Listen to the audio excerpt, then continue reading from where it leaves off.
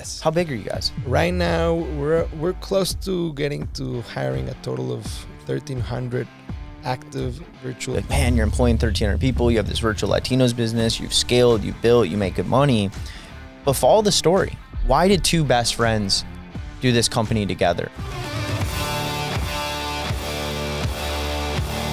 Welcome back to another episode of the Cody Cottle Show, where I bring on the most high-level guests. We have these intimate conversations. I want to share this before I intro these guys because I want to tell you guys why I really do this. So the truth is that I grew up with my father in prison, raised by a single mom, and I began to get in the right rooms with the right people. And I began to have conversations that would change my life.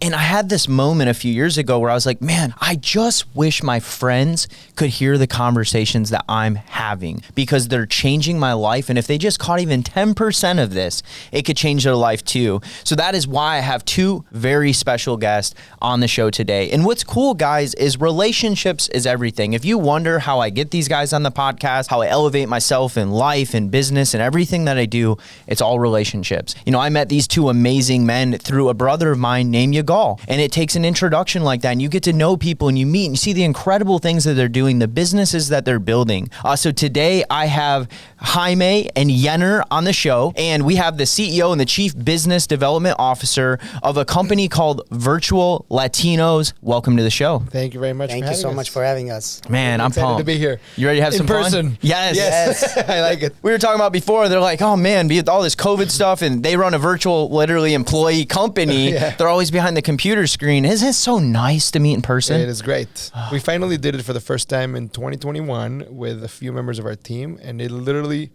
made a big impact in the business that we realized how important it was to meet in person, which is why then we made it a thing like we got to do this every year, and we're trying to add more and more people. We love working virtually, but yeah, being in person is a whole other I feel dynamic. like you kind of have to say you love working virtually because of virtual. Oh, no. I also like because it's like so easy.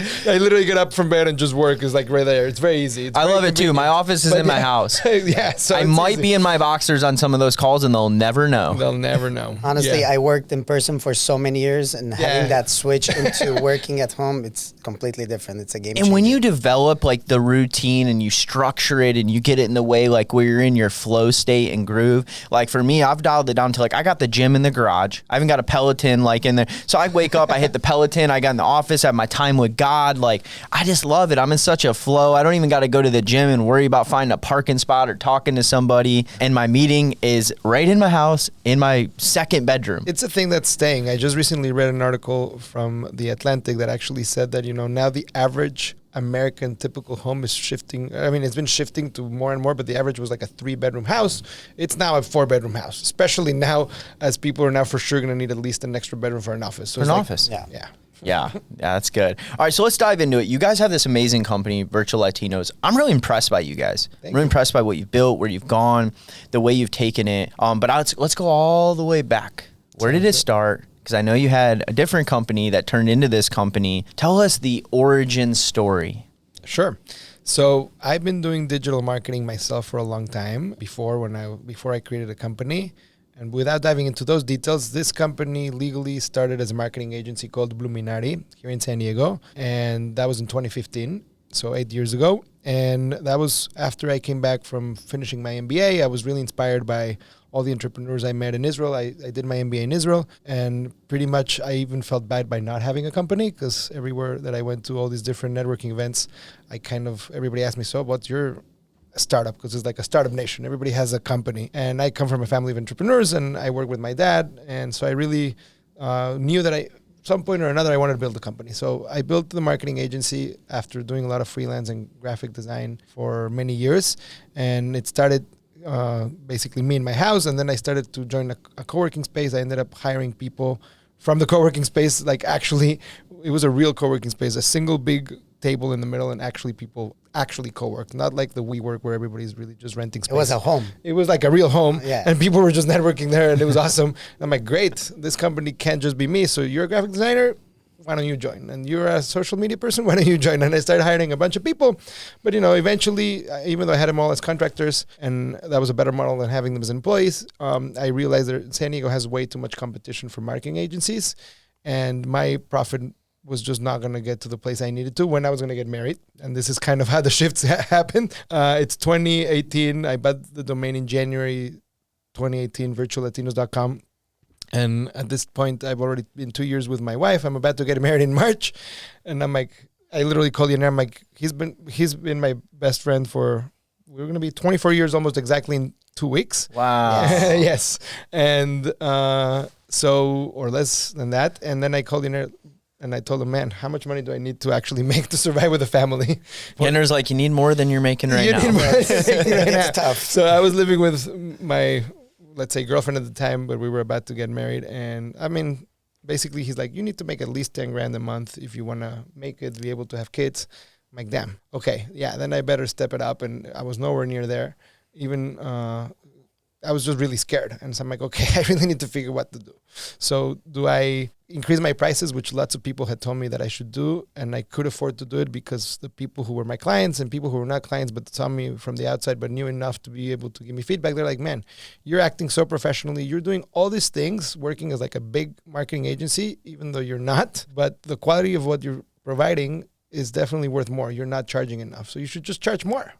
And I remember exactly one of the guys who told me several times, I didn't want to do that because I knew that I wouldn't be able to help the small companies I was helping, because the moment that you increase your price a lot, they can't afford you. And I really liked and enjoyed seeing the benefits of those small companies benefiting from the marketing services that we were doing. So I said, well, obviously I can do that. I know that I can, but maybe why don't I just decrease my cost? That's the other option, right? And as I went to lots of marketing conferences, which I was doing at the time, I saw that, or I guess I learned from other marketers that were maybe, let's say, small at some point, and agencies that they were outsourcing work to the Philippines. And that was really the first time I kind of heard of it, because I guess I wasn't looking for options online. And I met one of the guys who is from Australia who wrote a book called Virtual Freedom. And I met him in person too. And I was like, okay, this is very interesting. I'm not sure why I haven't heard of it. And then I realized, oh, this industry is not new. This has been happening for 20, 30 years. Virtual assistants in the Philippines is a thing. Lots of people use them. Lots of marketing companies too. Read the book and basically said, okay, I'm going to just do what the book basically kind of tells me that I should be doing if I want to outsource to the Philippines. So I did. And I told Yener, well, for now, I'm going to just hire a bunch of people to lower my costs.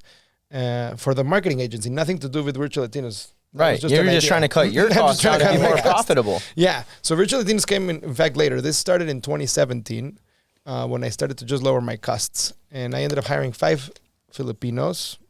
Long story short, it didn't work out for various reasons. Cost, people scammed me. For 50 cents more or 25 cents more an hour, they were willing to ditch me and go to another company.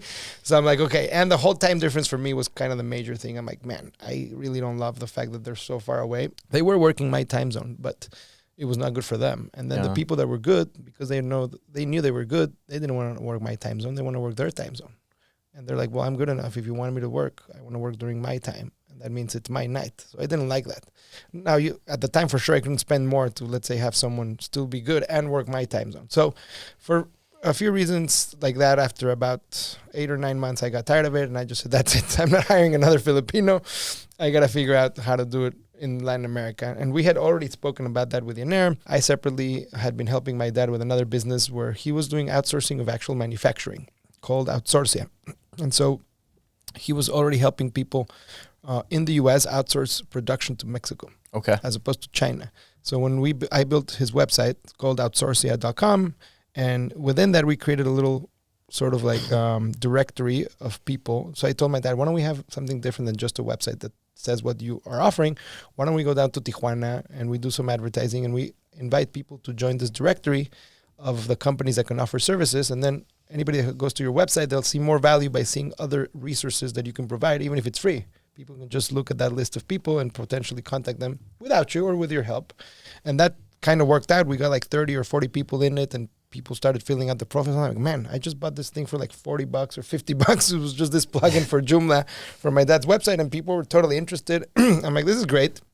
And that became kind of an idea to later be like, okay, clearly people are interested in Latin America, and nothing existed in like any Tijuana website for finding these resources. Like actually finding contract manufacturing in Tijuana is not easy. Relationships and right, you know people there. Yeah. So there wasn't a website you could go to. It wasn't a website you could go to. So we started building that a little bit, but then pretty much me and Yener and my dad, we've been saying, why don't we just build a company In like an Tijuana. office in Tijuana. Why don't we just hire a bunch of marketers? And so that's what I tried to do. So I went down to Tijuana. I did know some people in the startup world within Tijuana, and there's like incubators. And so I knew the right people to ask.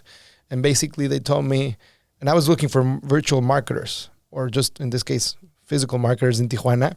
And they basically told me, listen, man, there's a lot of great graphic designers, programmers, and a lot of other different people, but mostly Tijuana is a manufacturing city.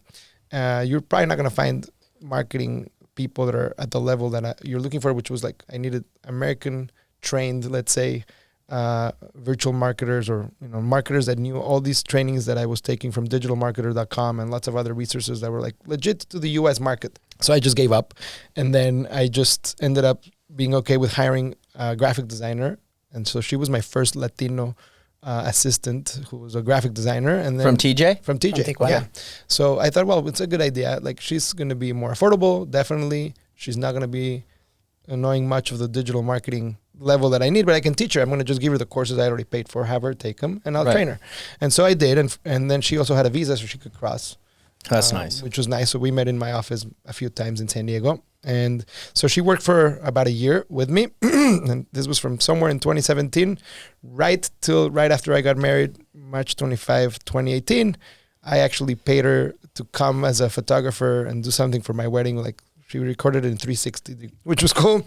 And literally the day after my wedding, she calls me like, Jaime, I love working with you, but I'm quitting because some other huge company from Europe was going to hire her remotely and pay her way more than me. So she quit. I'm like, crap, I'm back to square one. Now what do I do? now I can't find more marketers. I already spent all this time training her. And so I started basically looking online. Okay, I need to just find something that is not in Tijuana and is the rest of Mexico or Latin America. And I ended up finding a single company called uassist.me that was kind of like a call center in El Salvador. They still exist. They were technically, I'd say, the first company actually offering the model of virtual assistants in Latin America, just in El Salvador. And I'm like, okay, that's good. That means there's someone, but that was it. The other option was just Upwork, which before was called something else. And even at Upwork at the time in 2017 or 18, like a lot of the people I found, that there were people in Upwork from Mexico and other places, but they started like $10 an hour. I'm like, no, I was paying in the Philippines 4 or 5. I'm like, I need somebody at 6 or 7, but 10 was just too much for me at the time. Yeah. So I'm like, okay, that's not going to work either.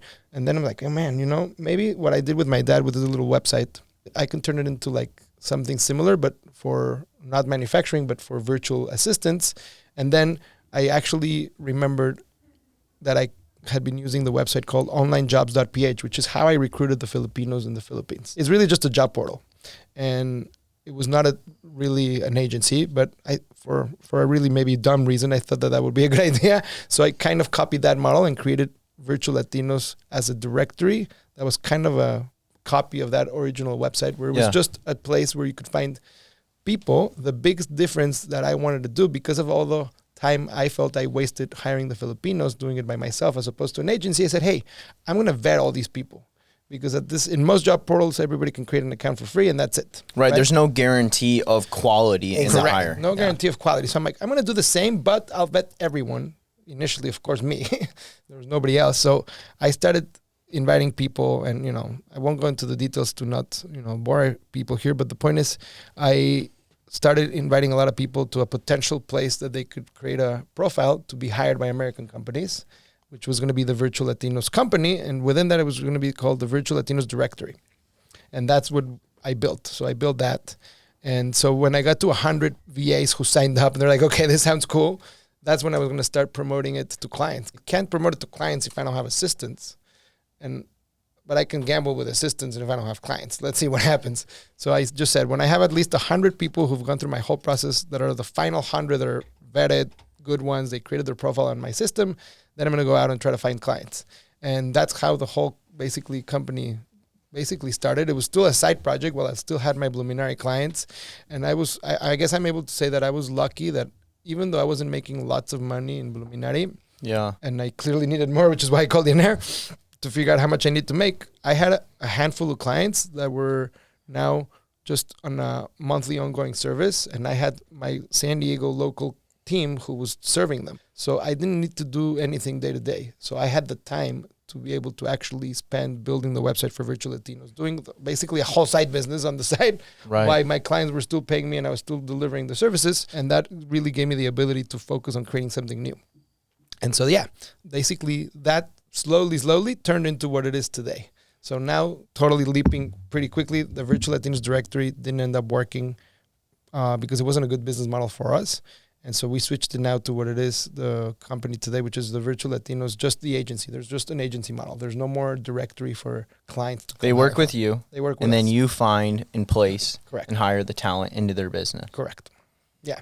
But I mean, it was definitely a great experience in terms of figuring out that the key of the value proposition of what we were offering was the vetting, really good vetting. Yeah. In fact, the reason we went away from the directory to the agency is because I started giving away the subscriptions or the access to clients that I was finding for free, because I'm like, please just hire someone. I don't need to make money. I just want to see if this works.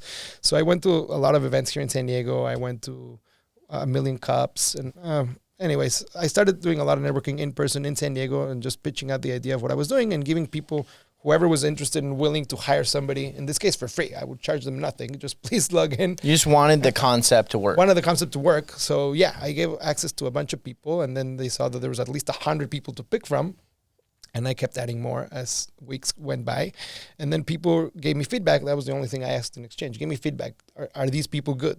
And then ended up hiring them without me making any money, and they were happy with them, and then the feedback was good. And I'm like, okay, this is great. And eventually, after X amount of months, I'm like, okay, clearly the people that I'm vetting them well, the people are good, and the clients are happy to have them, and they're employing them, which is the goal. So then I basically started putting, let's say, a paywall, but in this case is what the other website did, which is I would just charge $49 once for posting a job, which is exactly the price that at the time onlinejobs.ph charged. So I'm like, okay, I guess I'll do the same. But then I realized, okay, I'm spending all this time vetting the people, but the other website is not. So for $49, it's not going to work out. Yeah. And then most of the clients who ended up paying for $49 I would spend more time talking to those clients to teach them how to post a job, how to interview people, how to vet them correctly, how to figure out who's good. And that's when it really way more than $50 worth. Yeah, way more than $50. So then I increased it to $100. And then I increased it to $150, but people were still willing to pay because the value was really great. Then I changed it to $49 a month, then to $100 a month, then to $150 a month.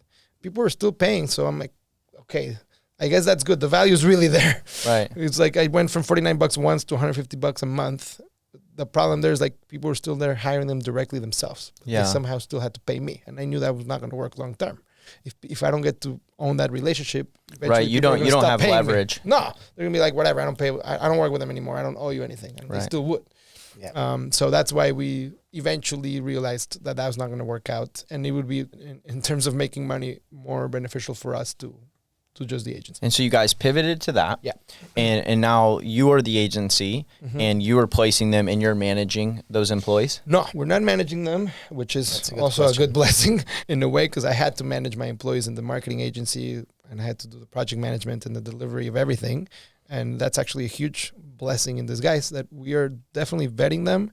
We are providing support. We are providing initial onboarding, but the day-to-day happens directly between the clients and the VA. Which is probably better anyways, to remove you guys, because then that creates more friction. Especially the liability. Yeah. Yeah, okay. and lots of stuff, but we definitely support them. And you guys have scaled. Yes. How big are you guys? Right now, we're close to getting to hiring a total of 1,300 active virtual professionals. Come on. That are working with us. Yeah. Out of those, a little bit over 90 includes our team. Okay. Our team is a little over You got a big 90. team. Yeah, it's a big team. Out of those 90, we are just 4 in the U.S., us 2 and 2 more, and the rest is in Latin America. You know what I love? It's been cool watching this journey. We're going to talk about a few things that were mentioned in this. You guys are helping employ 1,300 Latinos, giving them work, giving them income for their families. How does that feel? Yes. Great. I mean, I'm not going to lie. Initially, of course, the goal was for me to make my own family, and that was literally why I wanted to build something. But once we started hiring even the first handful of people, and they would tell me, oh, man, this job has really changed my life. Like within 3 months to 6 months, and people were sharing with me initially, because Yener joined 2 years later in 2020. And I was just like, wow, this is awesome. People are so thankful to me. And I'm like, I mean, for us, it's obviously like way cheaper, but for them it's way more than they get. So it's like, this is amazing. It's a total win-win situation. They're super happy. I'm able to make a profit, and the client is super happy. So It's a win-win-win. yeah, It's a like win-win-win. there's a very few businesses that can claim that there's like a three-way win, you know? Yeah. Where everybody's genuinely happy, you know? And I think it was Maslow. I can't remember, but there's this basically hierarchy of life. Yes. And, you know, once you meet that, right, and you have your needs and your survival and your shelter and your food and this and that, at the final tier, it's the impact that you make in the world. Yeah. And it's really cool when you get to a place where you're doing something like, of course, you're going to be blessed. You built this. You guys have, you know, created this. You work it day to day.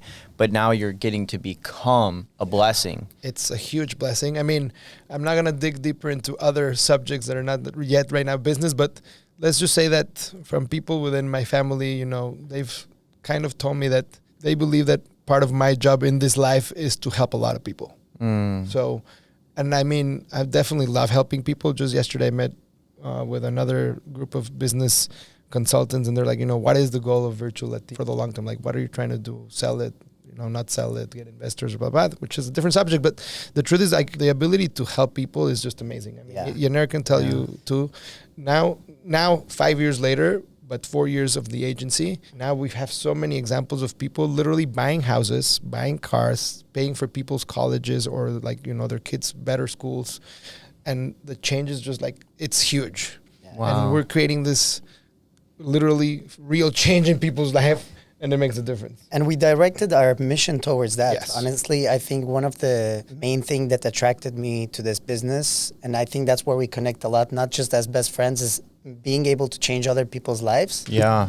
And this year, we implemented this new system called Traction. It's an EOS system, So entrepreneurial organization. phenomenal book. Yeah. So we're implementing this into our company, and in there we were able to identify what's our 1 year goal, 3 year goal, 10-year goal.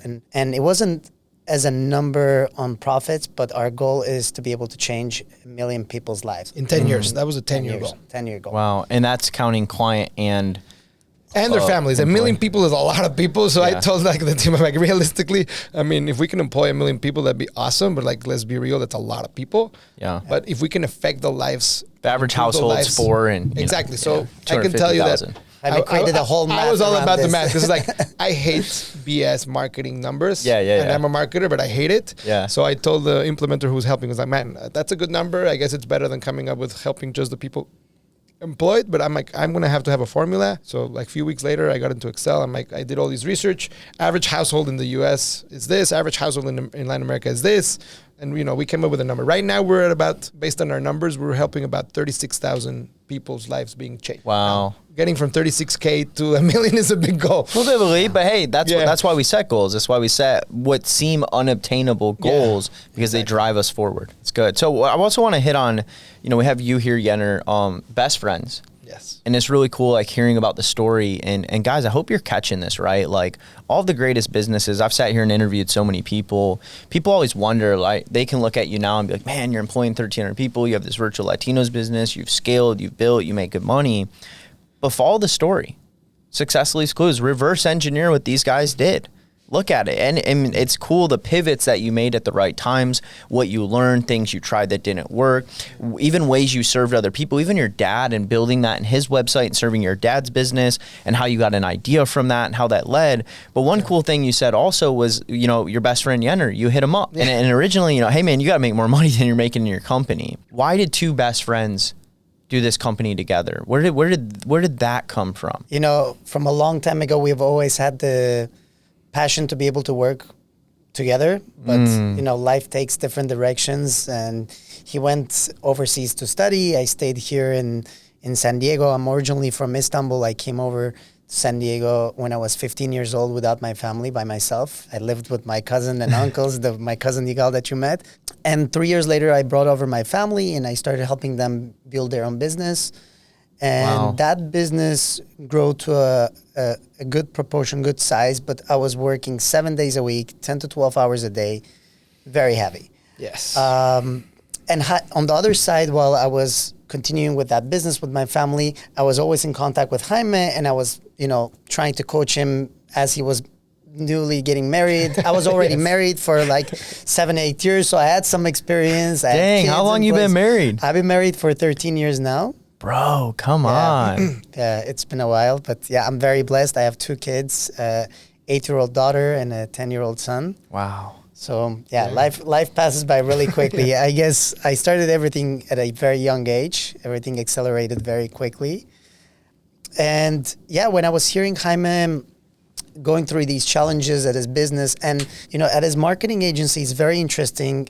Before we started this recording, as he shared with you the name of the company, Bluminari, and how he was, can you explain one more time why you called it Bluminari? Sure. Yeah, because we didn't get that on the podcast. Yeah, It was this is pre-podcast. very, very, very Yeah, so important. Bluminari, which is the name of the legal entity, which was and still technically is, the marketing agency that we don't do anything with, was the combination of 2 words, blooming and illuminating, with the goal of helping businesses bloom and grow, which is what marketing was about helping them with, but also illuminating them with knowledge. So like, I've always wanted to not just let people know that I can help them, but I want to, in a way, for them to understand, how things work, I guess, but that's because how I am. And like I said earlier, then I realized, okay, people don't care so much how it works. Like if the car can take me there, I don't care how it works, right?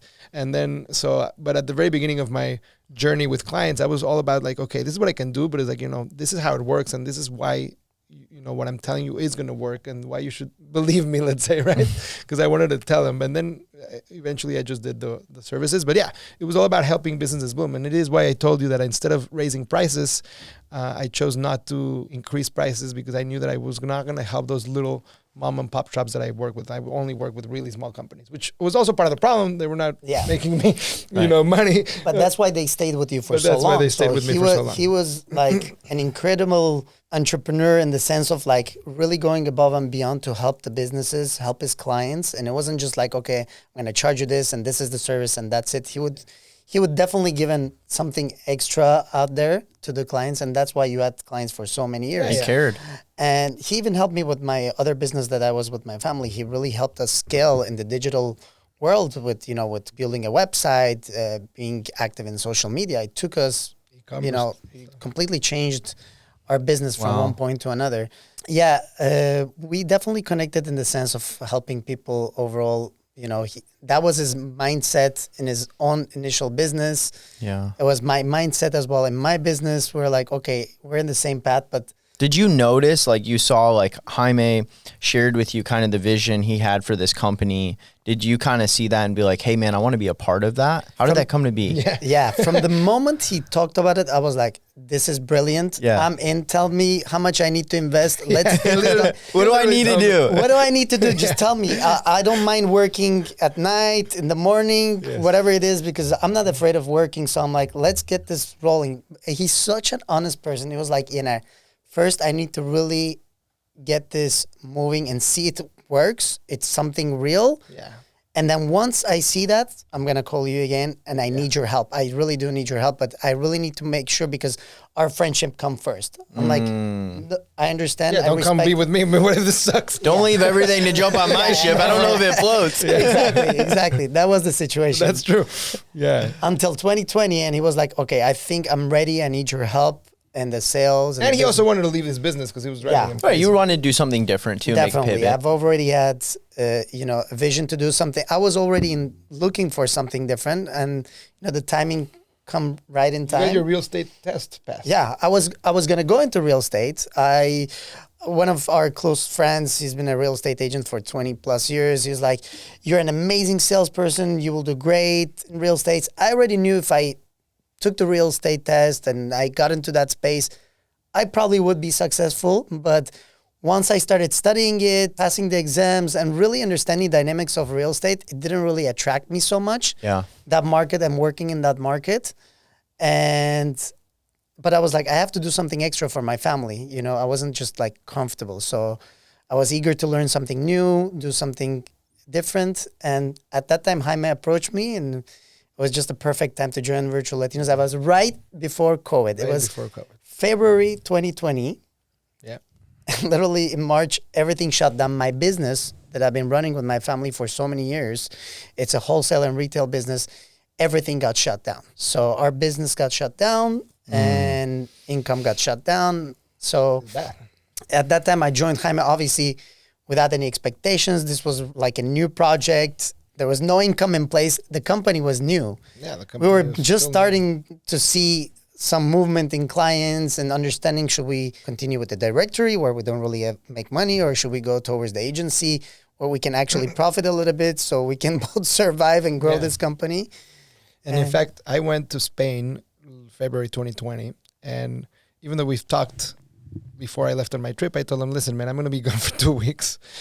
Why don't you see if you can take my place while I'm gone in terms of the sales? I mean, back then the team was way smaller. Right. I was the guy I was the sales guy, and I was Everything. the recruiter, and I was everything.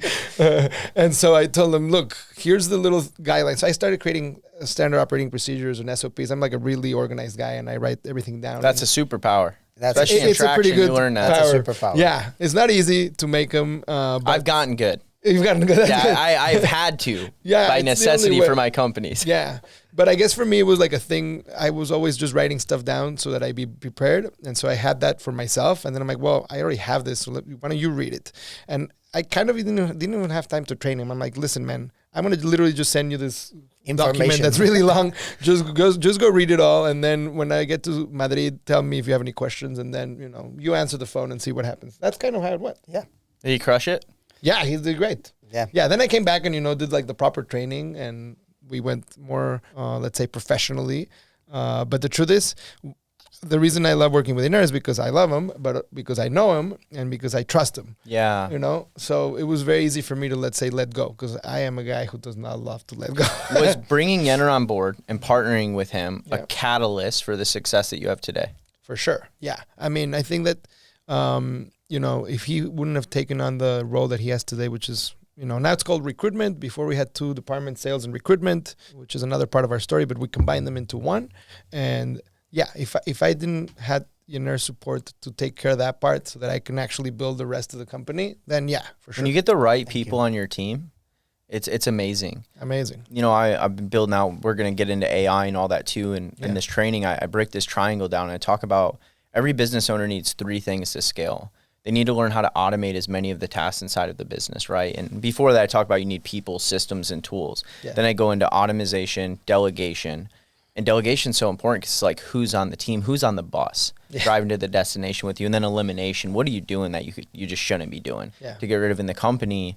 And it's amazing because when I look at the greatest companies in the world, the greatest entrepreneurs in the world, they have the best team. I'd agree. I mean, we definitely are now in the people business as opposed to the marketing business, and we very much know now much more than before, because even our own internal, let's call it business model within our internal team of how we hired is now different than it is today. Yeah. Before, the short stories before, we would only hire like the cheapest people, and we were willing to train them. But now as we're growing, we're like, we don't have as much time because we want to grow faster. So we're definitely interested in paying the right amount to get the right people with the right experience. But yeah, the best people is the most important. Yeah, you guys really are in the delegation, in the people business.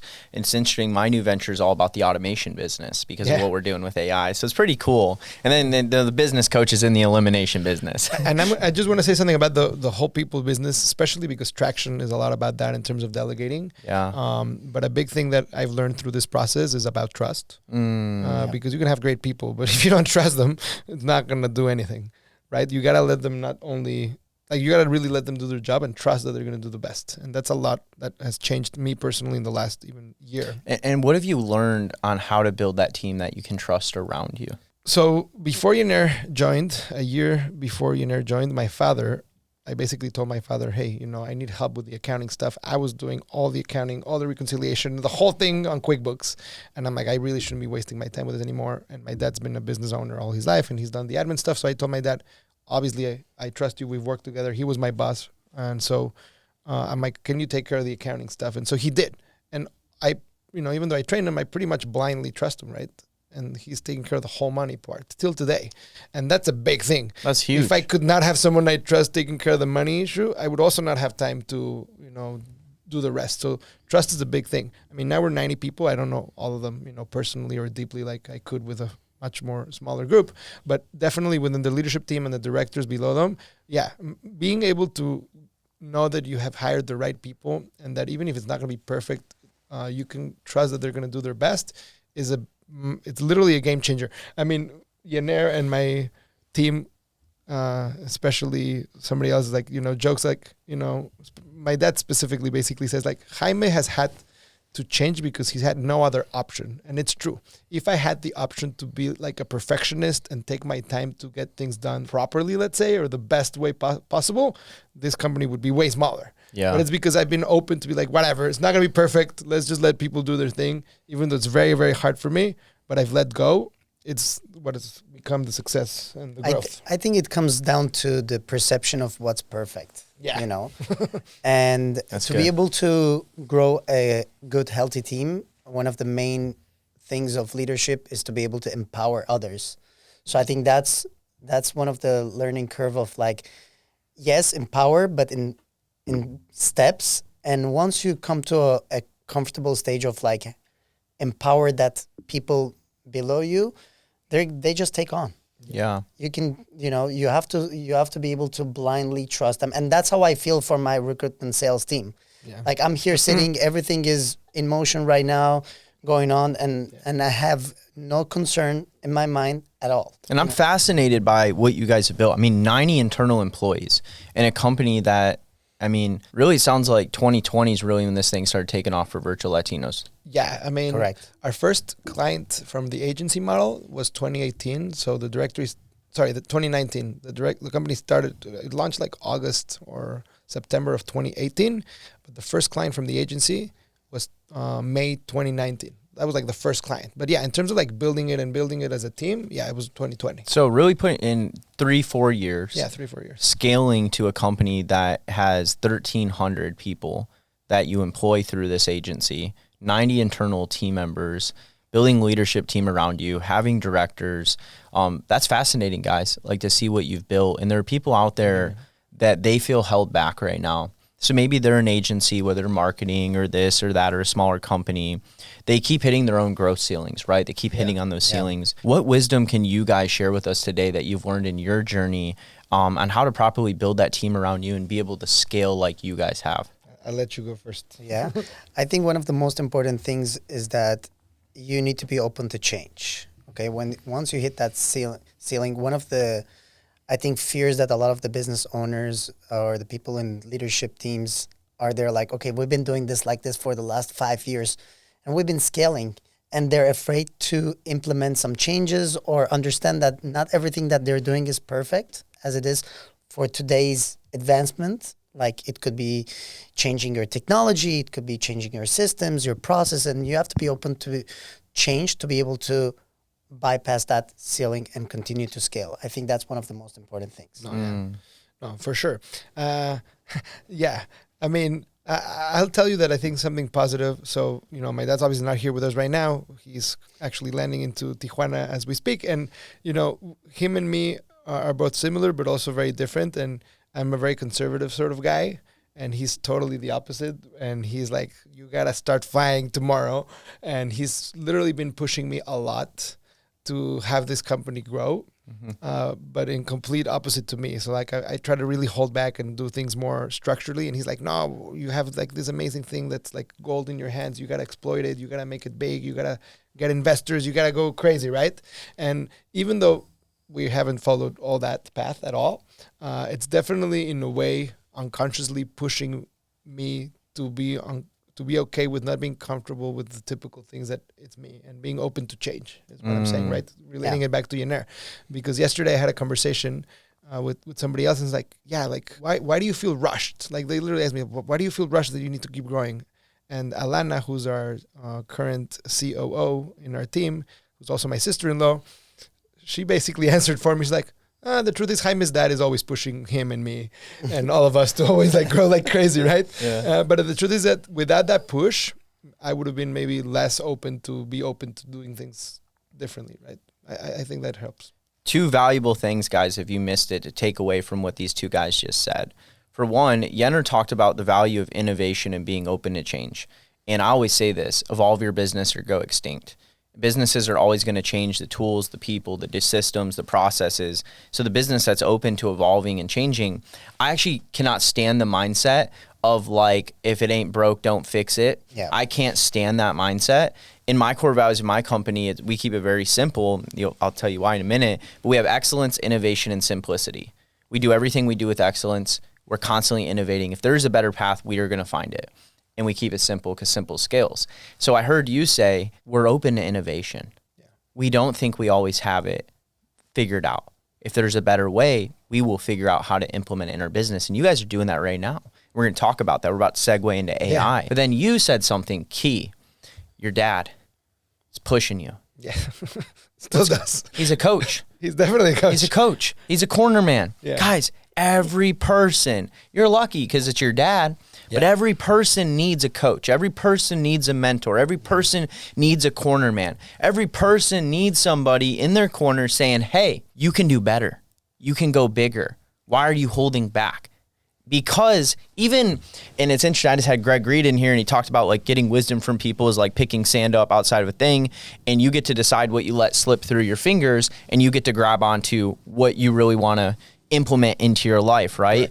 And even though some of what your dad pushes you on slips through the fingers, you're playing your own game, he's still putting stuff in your hand. For sure. That's making you play the game different and subconsciously going, can I go bigger? Yeah. Am I holding back? Yeah, and I'll give you one example. That's a perfect example, by the way. Yeah, that's right. So, and I'll give you one that my dad will be very happy to hear. So, I got the book called Traction from a mentor when I had just Luminari, who owns a marketing agency in San Diego, and he gave me the book like already 7 or 8 years ago, and he's like, if you want to build and scale your marketing agency properly, you should read this book. So I'm like, okay, that's great. And I literally bought the book, put it on the shelf, never touched it. But then I joined another organization here in San Diego called EO. I knew you were going to say EO. Before it left your mouth, I was like, he's going to say EO. Yeah, well, I joined because then I have somebody in Mexico City who was a president. He's been a friend of mine literally since I'm a baby. And I kept seeing pictures of him, like literally like enjoying all these events. I'm like, what the hell is this thing? It's awesome. And I realized that it's kind of worldwide and there's a chapter in San Diego.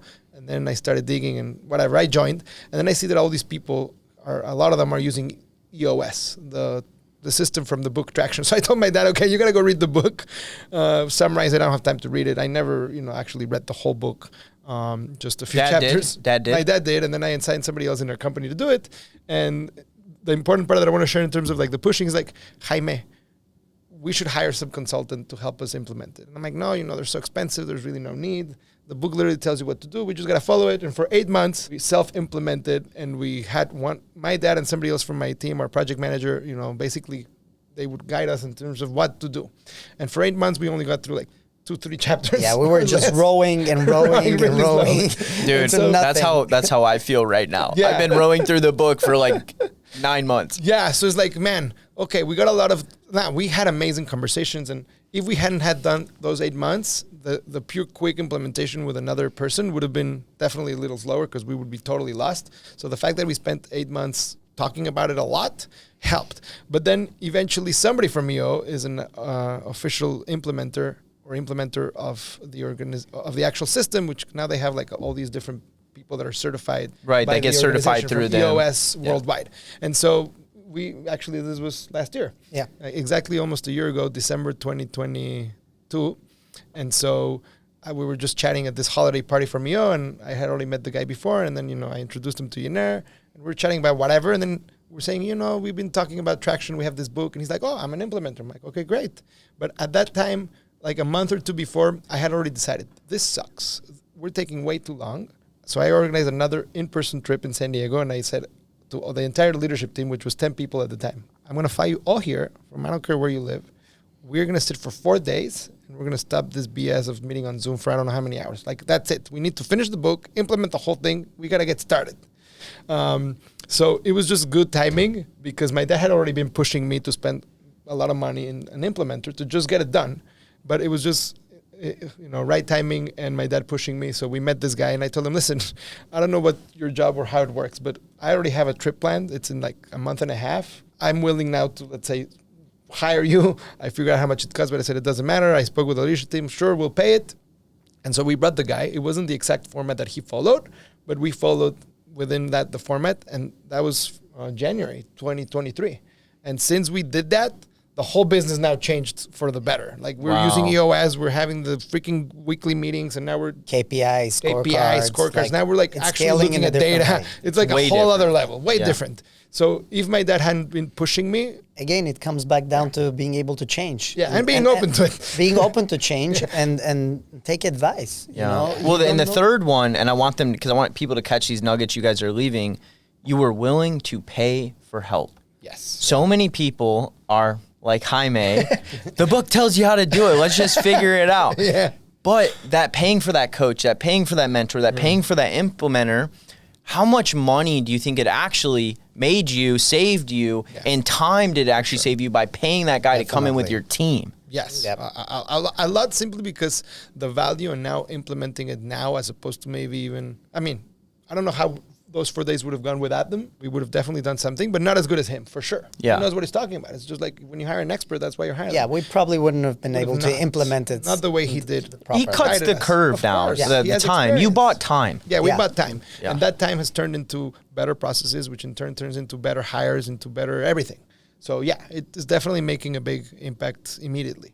Yeah, it's been a thing. And now we meet with him now every 3 months, and which is a whole other conversation. But yeah, the whole EOS is good. He's been now hiring from us, and he's super happy. So now he's, Become a win-win. It's a Win-win win-win situation, too. yes. Yeah, so now his executive assistant is now actually from our company, and now he's actually running just his business. Because he told us, he's like, man, I waste all this time in admin and sending you this and that before the meeting and after the meeting, and now we actually don't get an email from him, ever. Wow. It's just Yeah, his now assistant. he travels. That's cool. It's cool. And his assistant takes care of Yeah, so everything. he for just him. does the daily Shameless plug, workshops. virtual Latinos, guys. All right, let's segment into a very important subject that I really want to spend some time on, and I want to dive into artificial intelligence. AI, it's here. Everybody's talking about it. We've talked about it.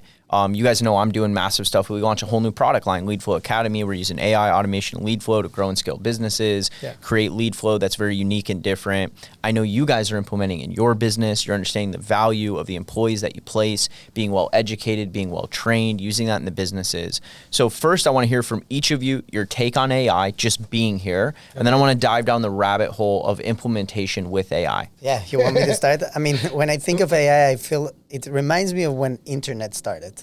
Like I have that excitement in me about it because it's changing the dynamic of how we do business today in all parts of our company. I mean, we've implemented the use of AI in all departments, recruitment, sales, customer success, in all areas. And we've taken it one step ahead, and we've created some courses of AI, which are available for the whole community of professionals that we have in Virtual Latinos, so they can also learn about AI. Because, I mean, the subject of AI is huge here in the US, but it's still new coming in Latin America. Right. It's not as much as implemented as in the US. So we're trying to really leverage our knowledge and share it with all these professionals. So once they're onboarded with our clients, they already have the understanding, the knowledge, and some basic experience of the AI, the Chat GPT, so they can also leverage in their day-to-day work. So you're providing, you guys saw a gap, right? So we know companies want employees that know how to use AI. Unfortunately, Latin America, who is our talent pool, is not being educated. It's so new. Really, a lot of the U.S. isn't being educated, self-taught education.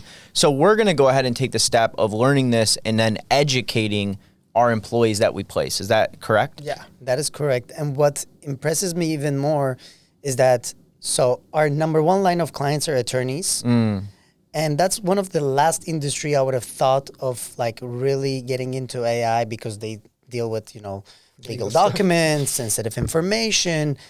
And even attorneys are, one of the first things they're like, okay, are these people know how to use ChatGPT AI? Because they're also, now it's becoming a huge thing in that industry, in that market. AI writes all my contracts now. Yeah. So like, you still should have an attorney read it, right? Exactly. Well, why don't the attorney use the same tool?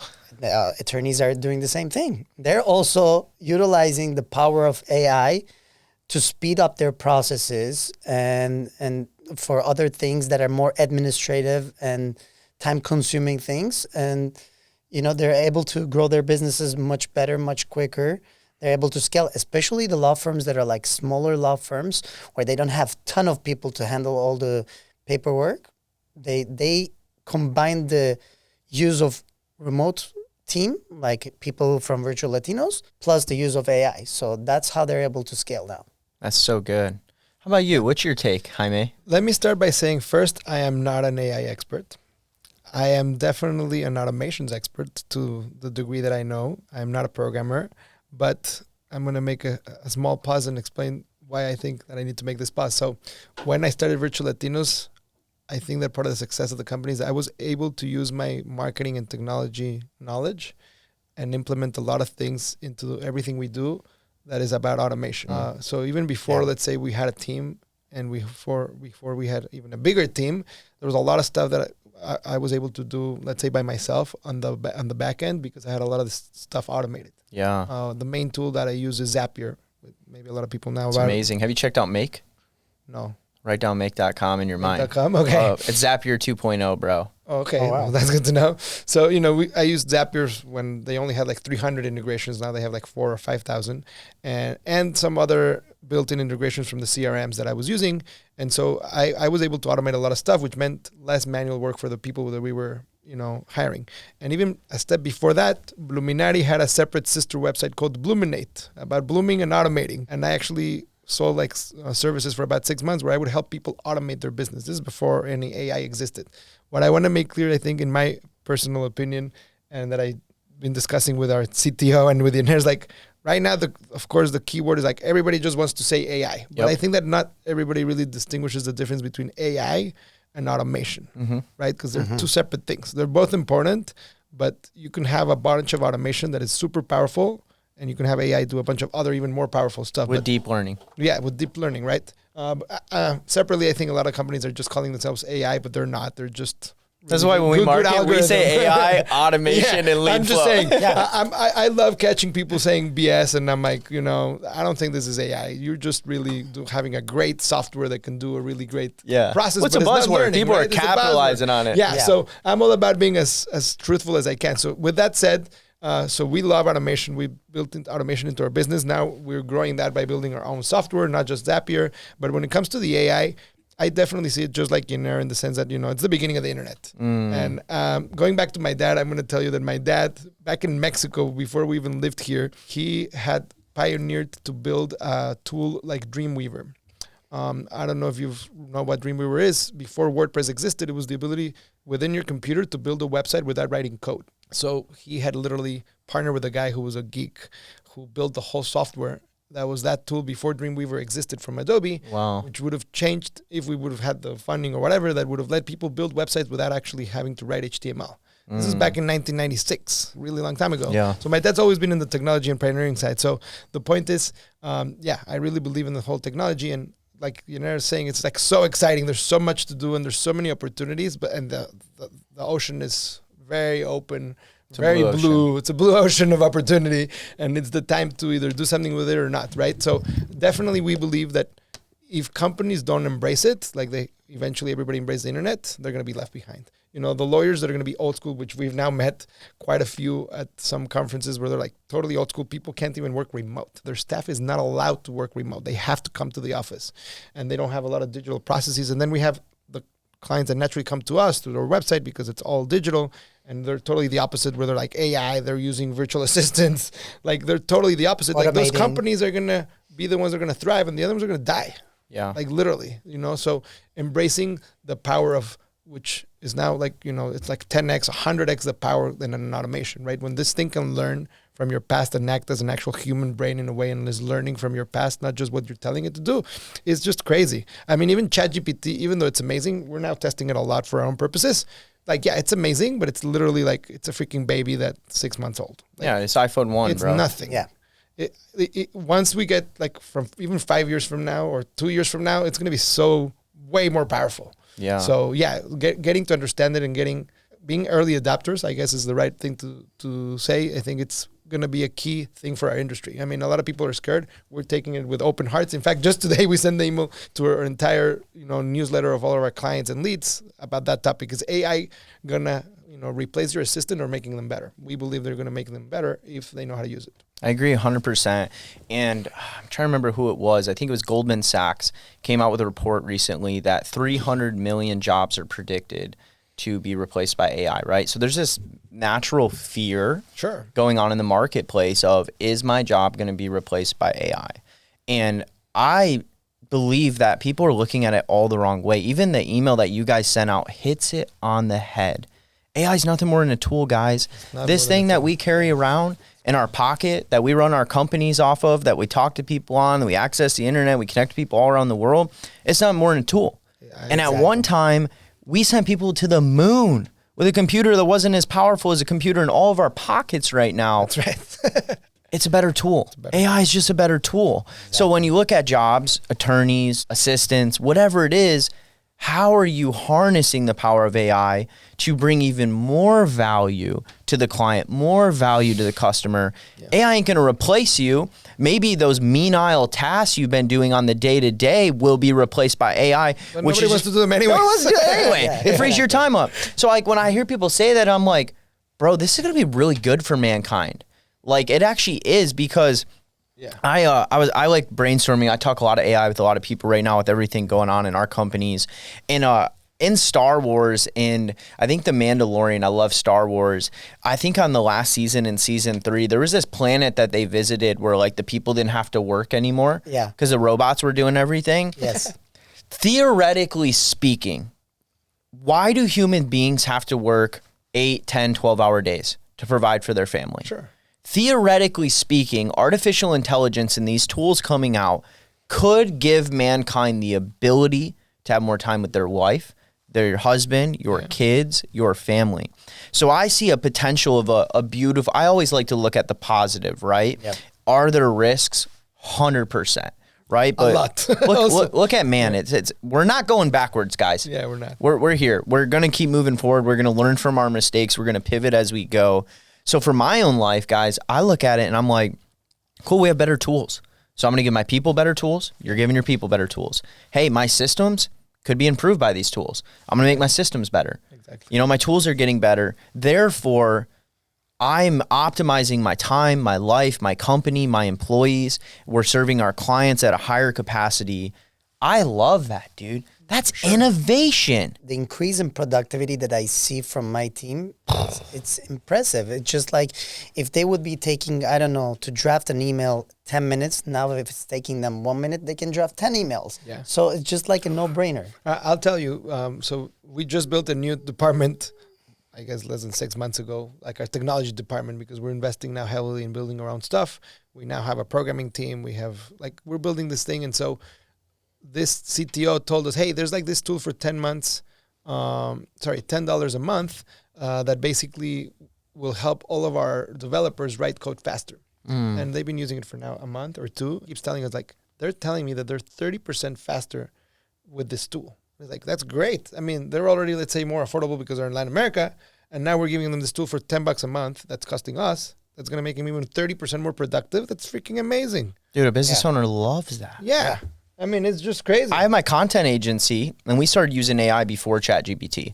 So we've been using like AI in our editing process, chopping up videos, adding captions, doing different things.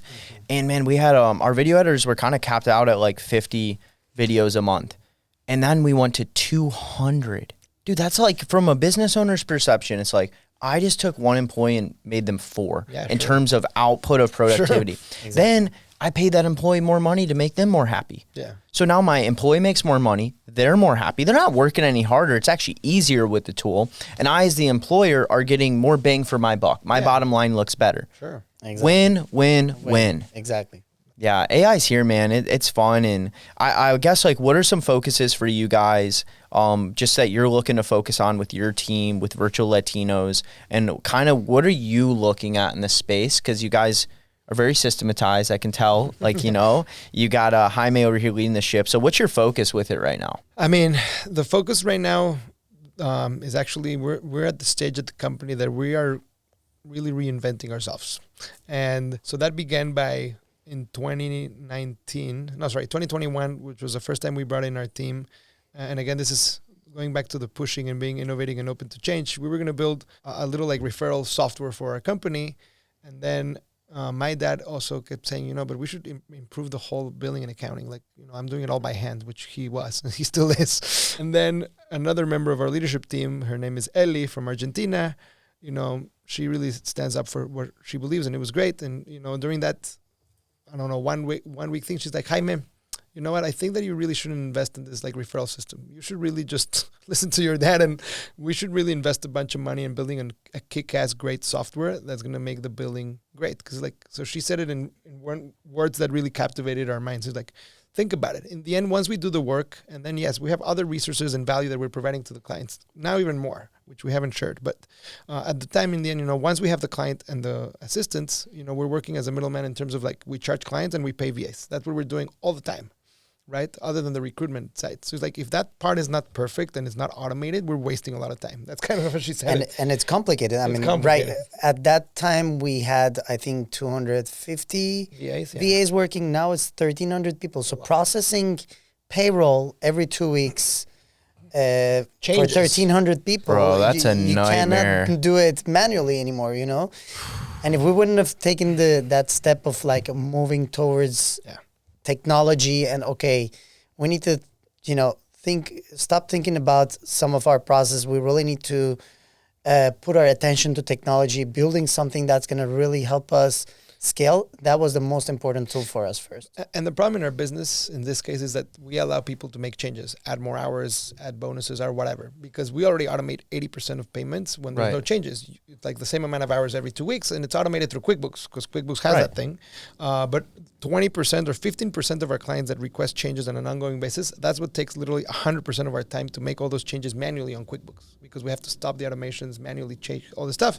Long story short, we're now building our own billing and payment platform. We just launched it within the last month or two to VAs, and soon we're going to launch it by the end of September to clients. It's like a big deal. It already took us 2.5 or 2, I don't know, a long time to launch it, but it's now built. And now that we have the base, like a good technology system that's going to automate the whole thing, now we're going to be able to focus our time and energy on other stuff. So now that was module 1, the billing and payment system. So now the reason we got a whole team of developers is because now we're going to build a bunch of other modules, recreate the CRM, we're going to recreate the referral system, we're going to recreate the recruitment system, we're going to recreate everything within our own portal. So once we have that, now we're trying to become a human-focused, technology-driven company. So we're still going to be human-focused 100%. We don't want to take that away because that's totally part of our value proposition, but we got to be very well technology-focused. So that's what we're focusing our time. And that's just in terms of building the systems. Now, as we're building the systems right now, part of my rocks, which are the quarterly goals of the leadership team at the time, literally I'm recreating how we do everything in terms of applications, recruitment, accounting. So that's my job. I'm literally sitting down for hours listening to trends and focusing on recreating the entire company's processes. Wow. Yeah. That's genius. Brilliant. I think we need to. Again, you got to change and innovate. Always. Yeah. Human-focused, technology-driven. I love it. Well, guys, I wish we had more time because we could continue to talk, and there's so much. But I just want to take a moment to thank you both. Thank you for coming on the podcast. It's exciting to meet you guys in person. I've only met you virtually, and it's really cool to sit in a room when you see just a power team, and a company that's driven, that has a mission behind it, has a powerful why behind it, and is innovating and is doing it and is making the changes. And that's how I know you guys will succeed. Thank you. You got the right heart behind what you're doing. You got the right people on your bus, bro. And you continue to innovate. You continue to evolve. I'm excited. I'm excited to watch where Virtual Latinos goes. I'm excited to watch as you continue to roll out technology, and you've built your own ecosystem. And now other people got to come play in it.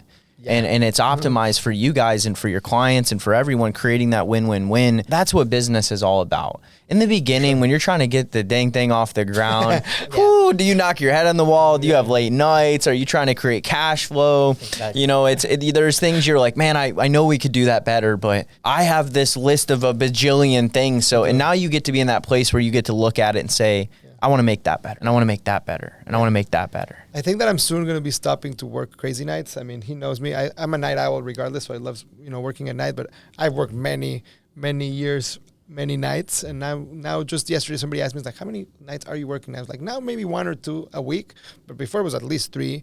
At some point it was literally every freaking day. So yeah, I'm happy that now things are structured a little more so that I can have a more normal life. Yeah, come on. Well, anything last that you just want to leave the audience with today, guys? I mean, more than anything, we want to thank you for having us here today, and it was really wonderful to be able to share our experience and what we offer to the world. Yeah. I mean, I guess I'll leave it with a note, at least from my point of view.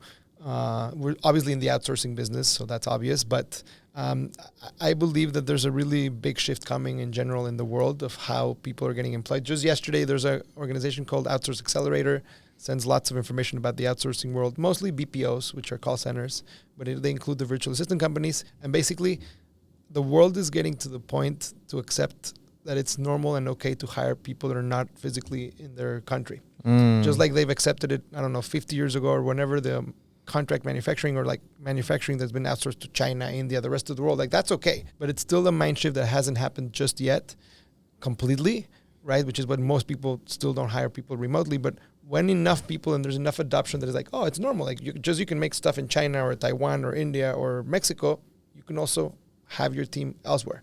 Once we really, go through that level where there's enough people who've adopted that this is normal, like this is going to explode.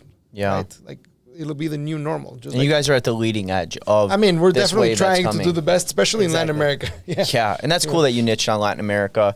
I didn't get a chance to do this yet, but I want to know where people can find you guys to connect with you on social media. So both, I want you to share that, and then also where they can find virtual Latinos if they want to hire your company and work with you guys. That's all you. Yeah, I mean, our website is www.virtuallatinos.com.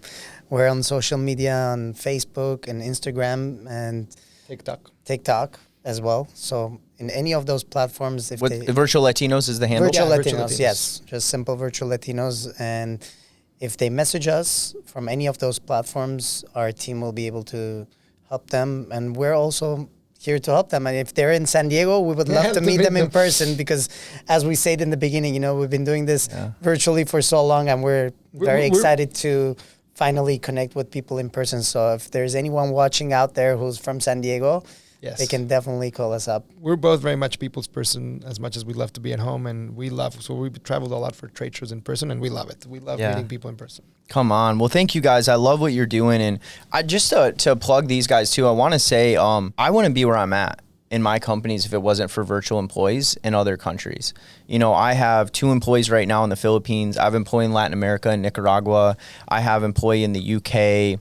I have 2 employees here in California. I got a business partner in Texas. And it's like, but those employees outside of the US, I mean, there was a time I had 11, 12 of them overseas because we had so many projects going on in different fulfillment things. I look back and I'm like, man, I don't think I ever would have been able to build and be profitable had I not had the opportunity to do that. And I've been able to bless their lives. Man, I got an employee that's had health issues. I've been able to pay for their medical bills because they're so much cheaper over there, and just like do amazing blessings for them for sure. That I think maybe wouldn't have been able to do in the US yet for employees. So it's been really cool. So I just want to say, like, what you guys are doing, I believe in it. I think that mindset shift is coming. I think the online business owner adopted to it first naturally because we're already kind of in that innovative online space. So we early adopted into virtual employees. But these bigger companies, like, that's just not how they've done business most of their life. So you're listening to this and you're like, man, I keep hearing about these VAs and I keep hearing about this, go reach out to these guys, go talk to them. And what's cool is, they've built a company where you guys vet. And you guys find great talent and skilled employees that get the job done, and you help qualify them, which is huge.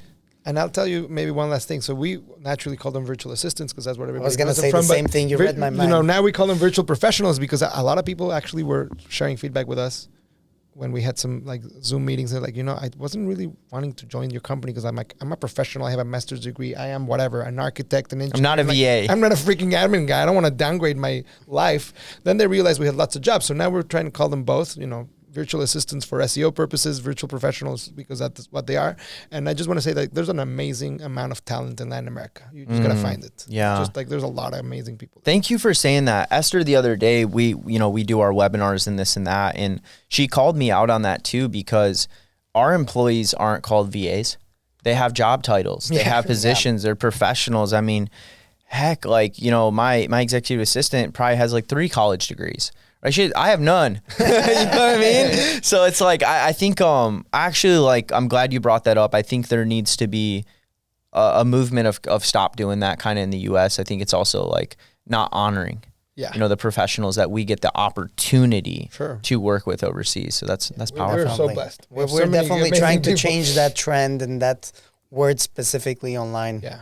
Yeah, it's so good. Well, guys, thank you for so much, coming man. on the show. Thank you. Been a Everyone pleasure. out there, Thank evolve your business or go extinct. You know, we heard about AI, so make sure you're integrating that. But more importantly, there is a talent pool of amazing people all around the world that could be a part of your team to go the distance. Go make today great.